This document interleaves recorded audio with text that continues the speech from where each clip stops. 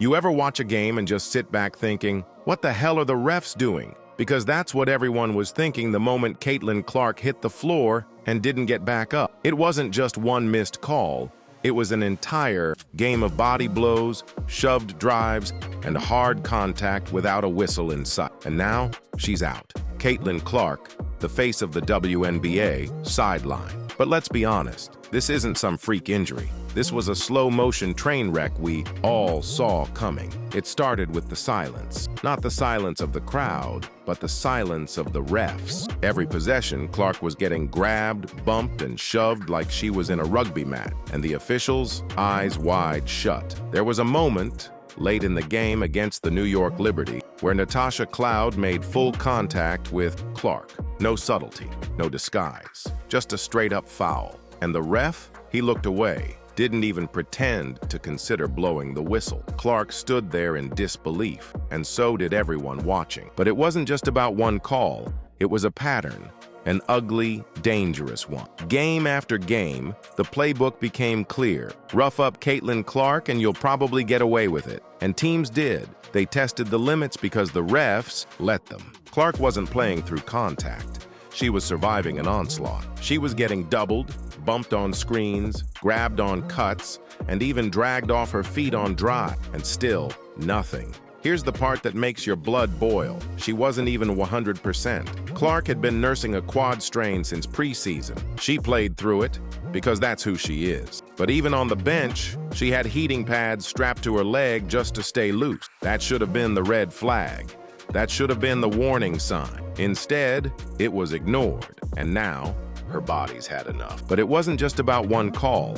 It was a pattern, an ugly, dangerous one. Game after game, the playbook became clear. Rough up Caitlin Clark and you'll probably get away with it. And teams did. They tested the limits because the refs let them. Clark wasn't playing through contact.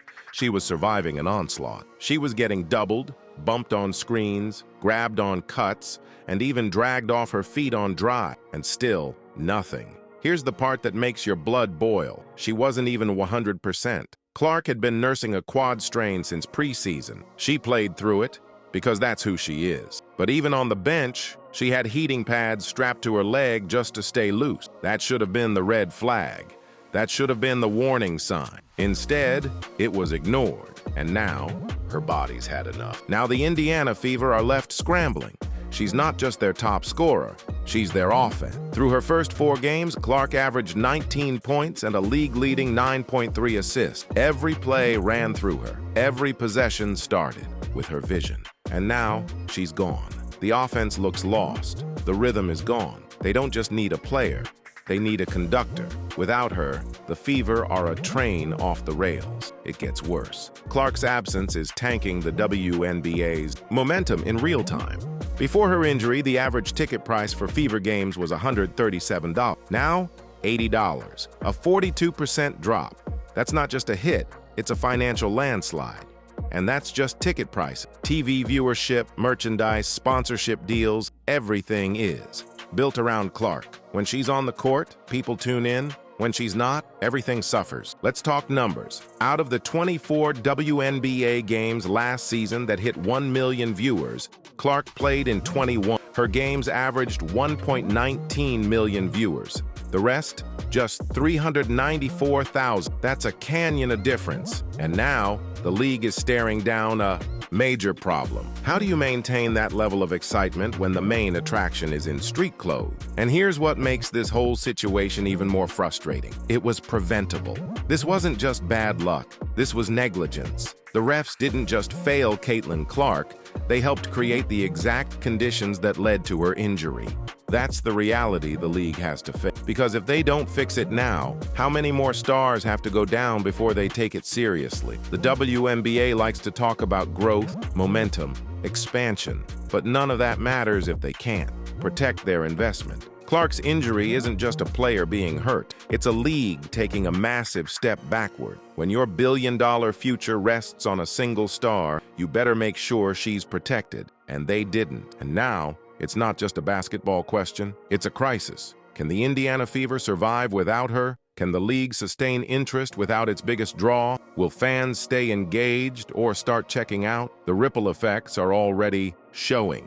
Fans are canceling travel plans, resellers are dropping prices, casual viewers are tuning out. That's not just momentum slowing down, it's momentum crashing into a wall. And don't forget, there's a billion-dollar practice facility being built in Indiana because of the hype Clark created. What happens to that investment now? Here's the real kicker. This isn't just about one injury. It's about what it exposes. A league that leans so heavily on one player, yet fails to protect her. That's a dangerous contradiction. Clark's injury is pulling back the curtain on all of it. Officiating standards, league priorities, media expectations, and economic pressure. And it's exposing a league that talks big but acts small when it counts. Now let's fast forward a little, because the pressure isn't just on the Fever or the league. It's on Caitlin Clark too. When she returns, all eyes will be on her. But what version of her will they see? Will it be the same explosive playmaker who lit up arenas?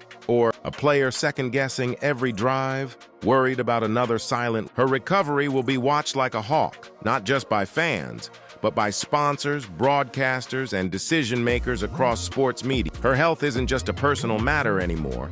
It's a financial bellwether for the league, and that's a heavy burden for any player to carry, especially one who's still a rookie. And yet the pressure doesn't end there. If Clark comes back too soon and gets hurt again, the WNBA will have no defense. The critics will be louder, the players louder, the fans angrier, and the league's credibility shattered.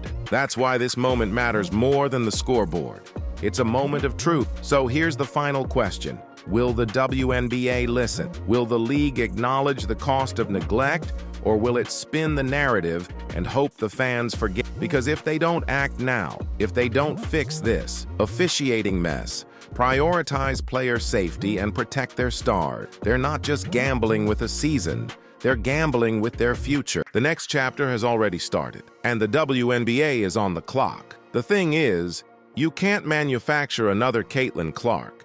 You can't just plug in a different face and expect the same. Her appeal isn't just about deep threes or flashy passes. It's about story. She's a once-in-a-generation player who brought millions of new eyes to the league, many of them watching women's basketball seriously for the first. And when fans see that kind of star being tossed around like she doesn't matter, when they see her grimacing through obvious fouls while refs swallow the whistle, it sends a chilling message. If they won't protect her, who will they protect? That's not just bad optics. That's a credibility crisis. In any other professional league, a player of Clark's stature would be surrounded by protection, by respect. Not because she's asking for special treatment, but because every business understands the value of its crown jewel.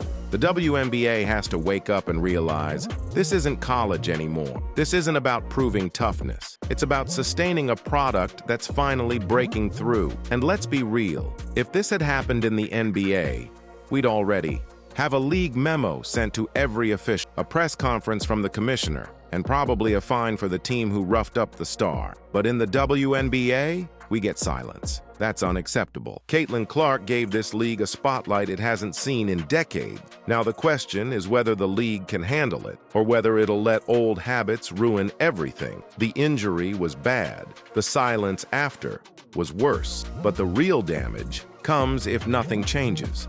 Because fans are watching, the world is watching, and most importantly, and if she ever decides this league doesn't value her, then the WNBA won't just lose a player, it'll lose its future.